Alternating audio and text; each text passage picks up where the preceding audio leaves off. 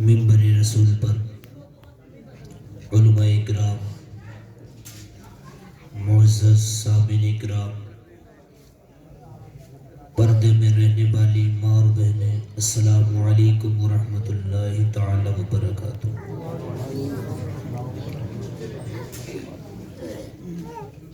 دیکھیے حضرات،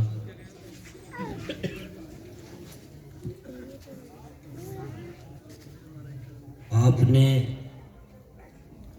اور ہمارے حافظ فیصل صاحب کے والد محترم نے اس محفل کو سجایا۔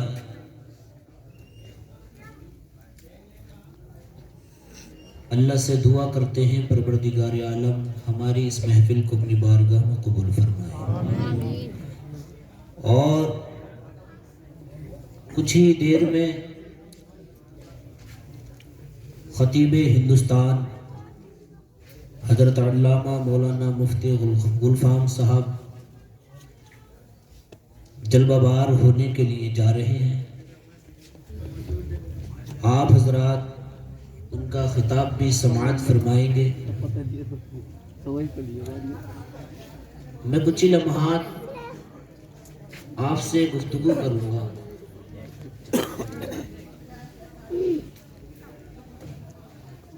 بس ہماری اور آپ کی یہی ایک چاہت ہونی چاہیے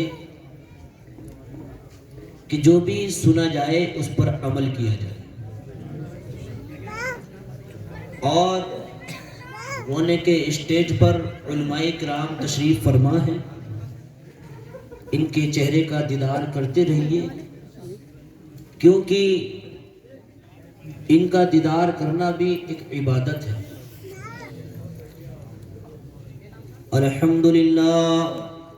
الحمدللہ نعمدہ ونصلی علی رسولہ الکریم، اما بعد فاعوذ باللہ من الشیطان الرجیم، بسم اللہ الرحمن الرحیم،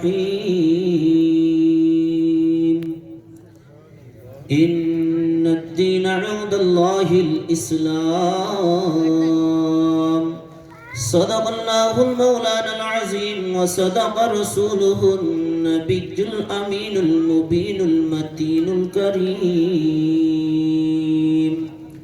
ونحن على ذلك لمن الشاهدين والشاكرين، والحمد لله رب العالمين۔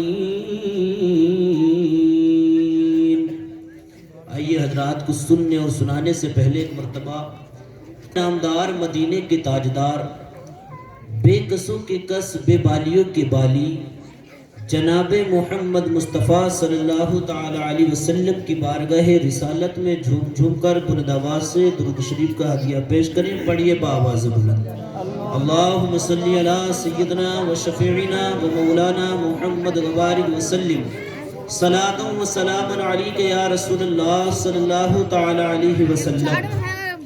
دیکھیے حضرات، ایک شادی کے موقع پر ہم نے اس محفل کو سجایا، اور یہ آپ لوگوں کو مبارکباد ہے کہ شادی کے موقع پر آپ نے اللہ اور اس کے رسول کی محفل کو سجایا، کیونکہ اب اس وقت میں لوگ شادیوں کے موقع پر اللہ اور اس کے رسول کی محفلوں کو نہیں سجاتے، بلکہ طرح طرح کی ناچ اور گانا کیا کرتے ہیں۔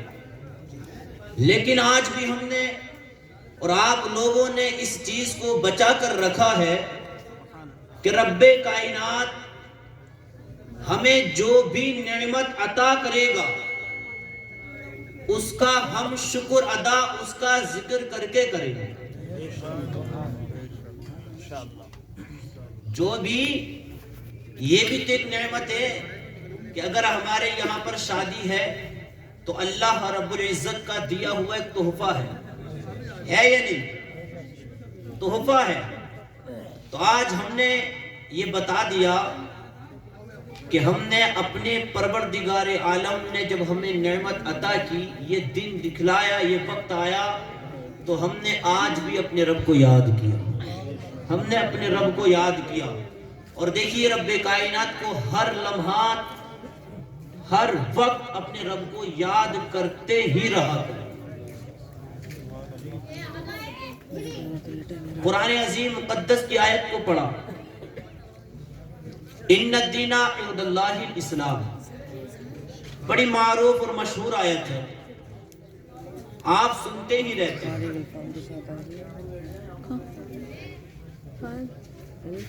رب کائنات نے اس دین کو جو ہمارا مذہب اسلام ہے سب سے پیارا اور سب سے اچھا بنا کر بھیجا۔ ہمارے دین کو جو مذہب اسلام ہے سب سے اچھا اور سب سے پیارا بنا کر بھیجا ہے، لیکن آپ اپنے دل سے سوچ کر بتانا ذرا کہ رب کائنات نے آج سے 1450 سال پہلے اپنے نبی کو اس دین کو دیا، دینے کے بعد میں رب کائنات نے اپنے حبیب سے ارشاد فرمایا کہ اے حبیب دیکھو، ہم آپ کو ایک دین دے کر دنیا متی، جو کلمہ پڑھنے والا ہوگا، جو دین کو ماننے والا ہوگا، جو آپ سے پیار کرنے والا ہوگا، وہ کبھی آپ کے دین کو برا نہ کہے گا، وہ کبھی آپ کو برا نہ کہے گا، وہ کبھی جو ہے آپ کی باتوں کا انکار نہ کرے گا، بلکہ جو کلمہ پڑھنے والا ہوگا وہ دین سے محبت کرتا نظر آئے گا، جو کلمہ پڑھنے والا ہوگا اپنے مصطفیٰ سے محبت کرتا نظر آئے گا، جو کلمہ پڑھنے والا ہوگا اپنے رب سے محبت کرتا نظر آئے گا۔ لیکن اے مسلمان یہ تو بتا ذرا، اللہ رب العزت نے تجھے مسلمان دنیا میں بنا کر بھیجا، اور پروردگار عالم نے جب دنیا میں بنا کر بھیجا، تجھے جب پیدا کیا نا تو تو نے اپنے رب سے وعدہ کیا تھا، اے پروردگار عالم میں جب دنیا میں جاؤں گا نا تو تیری عبادت کرتا نظر آؤں گا، جب میں دنیا میں جاؤں گا نا تو تیری ریاضت کرتا نظر آؤں گا، جب میں دنیا میں جاؤں گا نا تیری نمازوں کو پڑھتا نظر آؤں گا، جب میں دنیا میں جاؤں گا نا تو تیرے محبوب پر درود پڑھتا نظر آؤں گا، جب میں دنیا میں جاؤں گا نا اے پروردگار عالم، جب میں دنیا میں جاؤں گا نا تو تیری عبادت کرتا نظر آؤں گا۔ لیکن میرے پیارے بتا تو ذرا، جب سے تو دنیا میں آیا ہے تو نے نمازوں کو دامن کو چھوڑ دیا ہے، جب سے تو دنیا میں آیا ہے اللہ کو تو نے ذکر کرنا چھوڑ دیا ہے، جب سے تو دنیا میں آیا ہے مصطفیٰ کے حکم پر چلنا بند کر دیا ہے۔ لیکن اے مسلمان اپنے دل سے بتا ذرا، اللہ نے آسمان کو بنایا تیرے لیے، اللہ نے زمین کو بنایا تیرے لیے، اللہ نے یہاں تک کہ درختوں کو بنایا تیرے لیے، اللہ نے سمندر کو بنایا تیرے لیے، یہاں تک کہ انسان دنیا کی ہر چیز کو نعرہ سنت علامہ مفتی غلام رضا صاحب قبلہ، جشن شادی سرزمین ملہو پورا، جشن شادی ماشاءاللہ، اطمینان و سکون کے ساتھ اپنی اپنی جگہ پہ اس ایسے ہی بیٹھ جائے جیسے اٹھے تھے، وہ دیدار کرتے رہے۔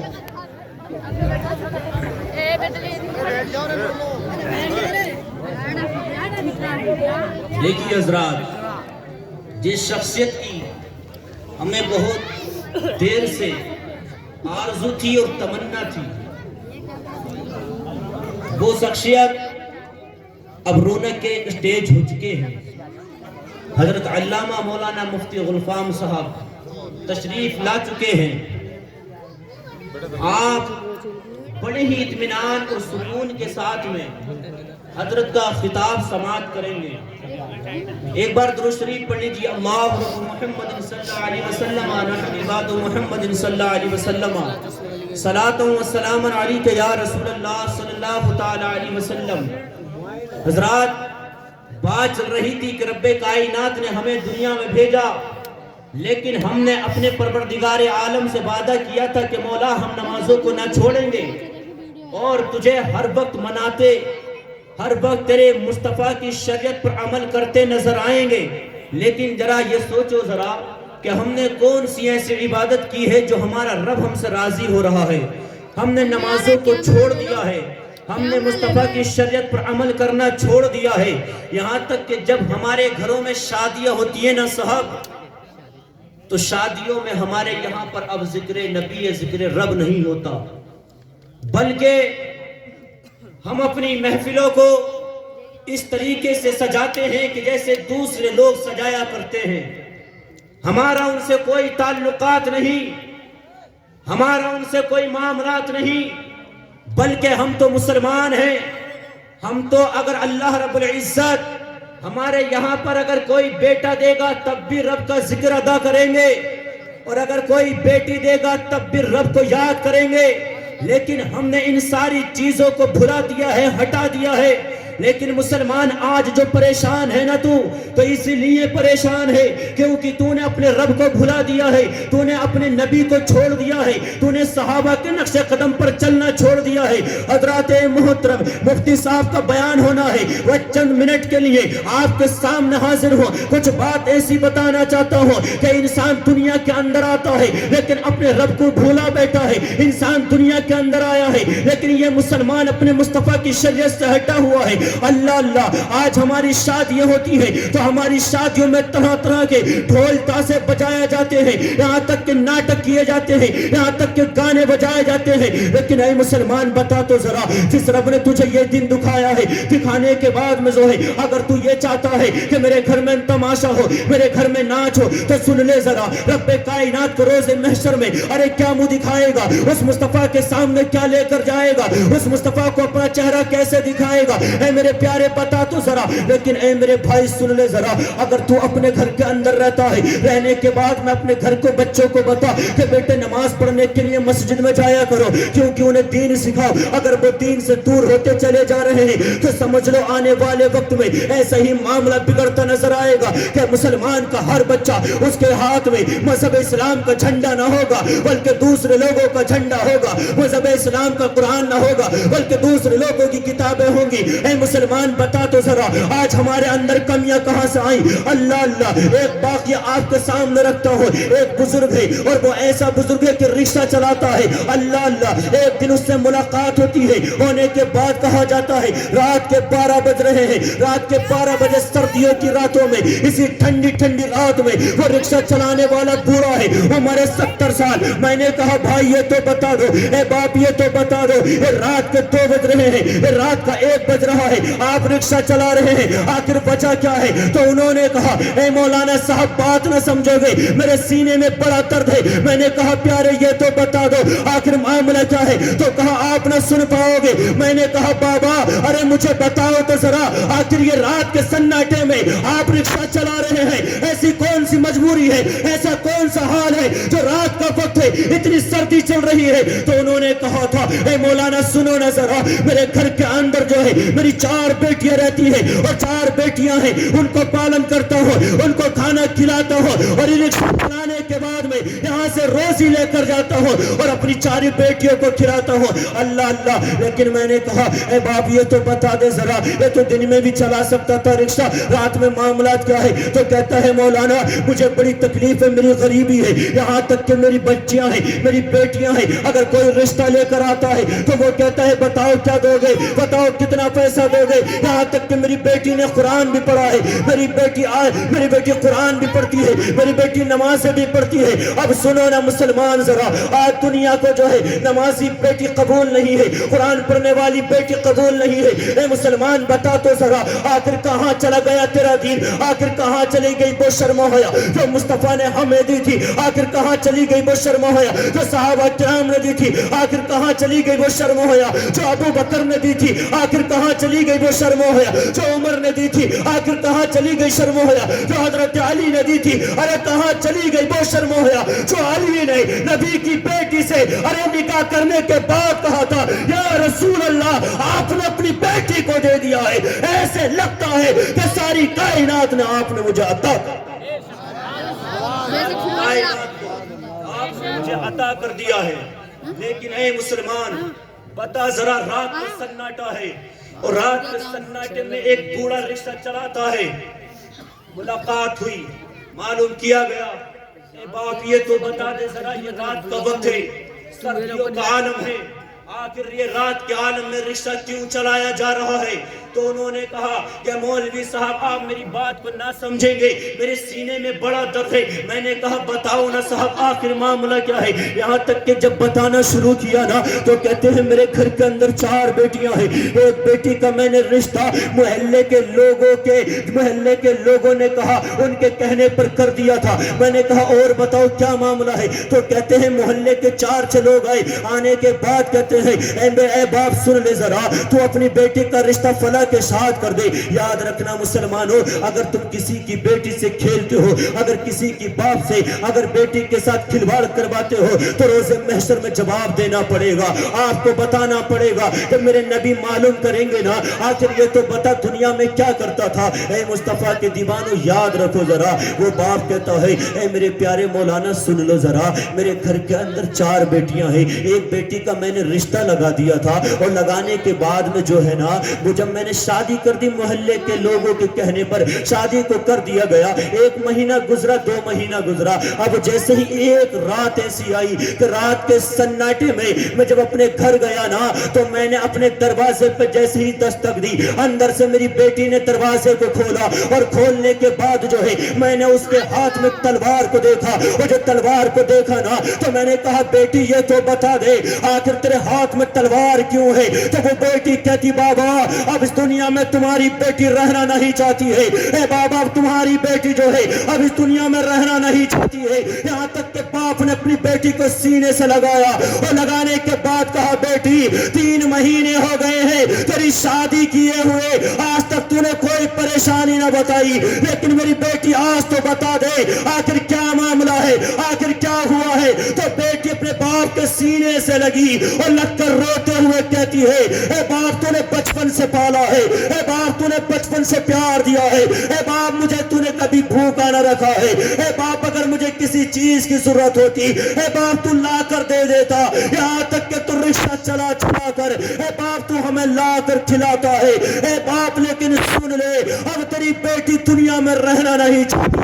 اس باپ نے اپنی بیٹی کو سینے سے لگا کر کہا تھا, اور کہا تھا بیٹی آخر یہ تو بتا دے ہوا کیا ہے, تیرے ہاتھ میں تلوار کیوں ہے. تو بیٹی نے کہا بابا یہ ہاتھ میں جو تلوار ہے اپنے ہاتھ میں لے لو اور میری گردن کو کاٹ دو.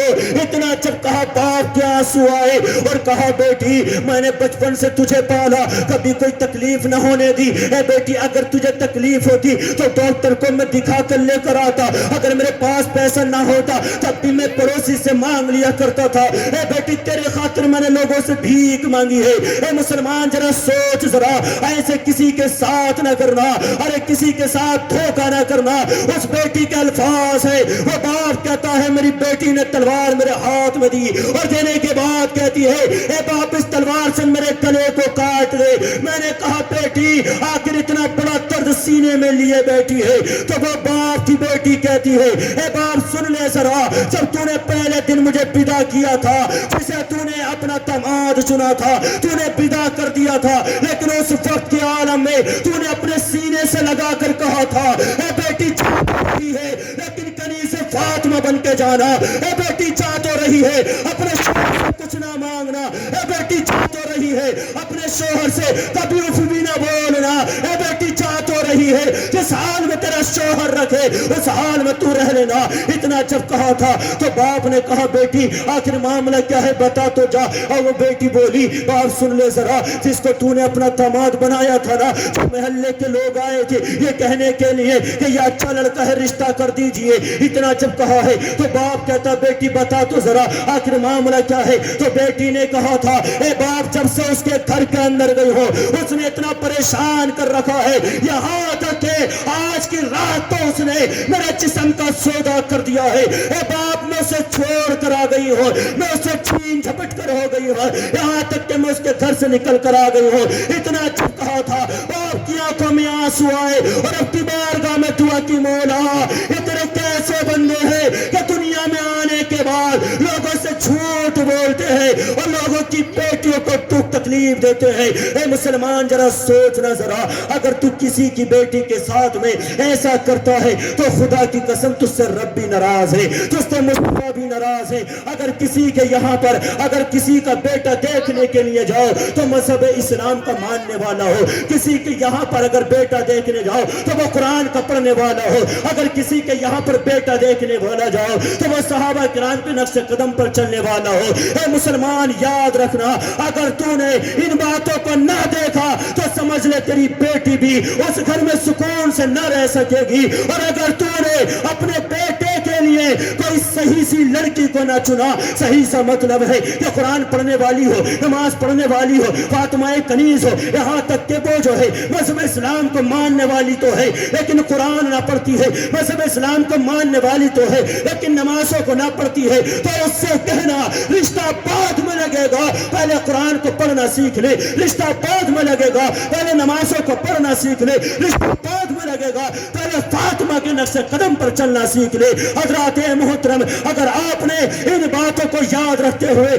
اپنے بیٹے اور بیٹیوں کے رشتے لگائے تو کبھی پریشانی نہ اٹھاؤ گے, کبھی طلاق کی نوبت تک نہ پہنچے گے. مصطفیٰ کی شریعت پر عمل کریے, اللہ رب العزت کے فرمان کے مطابق اپنے بیٹے اور بیٹیوں کی شادی کریے. حضرات محترم, نبی کے فرمان کے مطابق جو ہے چلتے رہیے, کیونکہ نبی کے فرمان کے مطابق چلتے رہیے, کیونکہ جو نبی کے فرمان کے مطابق چلتا ہے وہ دنیا میں کبھی پریشان نہیں رہتا, کبھی پریشان نہیں رہتا.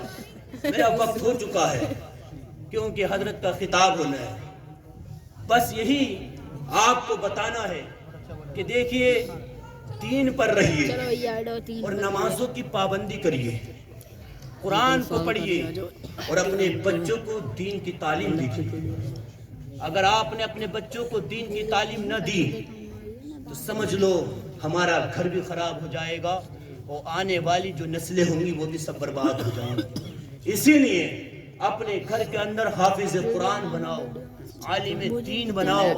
جب وہ بچے حافظ قرآن عالم دین بن کر جوانی کی تحلیل پر آئیں گے اور وہ پروان چڑھیں گے تو پھر وہ آپ کو بتائیں گے کیا چیز حرام ہے اور کیا چیز حلال ہے. گھر کے اندر ایک عالم دین ہونا ضروری اس لیے کہ تاکہ اگر باپ اپنے بیٹے کی شادی میں ڈی جے یا ڈھول بجائے تو وہ عالم دین کھڑا ہو جائے اور کہے باپ جب تک تیرا بیٹا تیرے گھر میں رہے گا تب تک کوئی ڈھول تاشا نہ بجے گا, جب تک تیرا بیٹا رہے گا تب تک کچھ نہ ہوگا. اگر تجھے کرانا ہے تو مصطفیٰ کی شریعت سنا دے, اگر تجھے کچھ کرانا ہے تو نبی کے جلسے کو سجا دے, اگر تجھے کچھ کرانا ہے تو رب کائنات کا ذکر خیر کرا. سب سے اچھا اور جو سب سے پیارا مذہب ہے وہ مذہب اسلام ہے, اور اسی کے اندر ہمیں مسلمان ہیں, کلمہ نبی کا پڑھنے والے ہیں, نبی کے وفادار ہیں. حضرات اپنے آپ کو سنبھالیں, یہاں تک کہ ماحول اتنا خراب ہو چکا ہے کہ آپ کو نظر آ رہا ہے, صرف اپنے آپ کو سنبھالیں اور اپنے آپ کو نبی کی شریعت کے پابند رکھیں, صحابہ کرام کے نقش قدم پر چلیں اور بزرگان دین کے قول پر عمل کریں. تو نہ یہ دنیا آپ کا کچھ کر سکتی ہے, کچھ نہیں بگاڑ سکتی. اس کو کہہ دو کہ تیرا دھرم جو ہے تجھے مبارک ہو, ہمارا مذہب اسلام ہمیں مبارک. سبحان اللہ. قرآن فرماتا ان الدین عند اللہ الاسلام, سب سے پیارا جو رب کائنات نے دین بنایا وہ مذہب اسلام کو بنایا. حضرت کا خطاب ہونا ہے. بس یہی میں نے جو کچھ بولا, آپ نے جو کچھ سنا, اس میں جو بھی غلطی خامی اللہ سے معاف فرمائے. آمین و معلینا.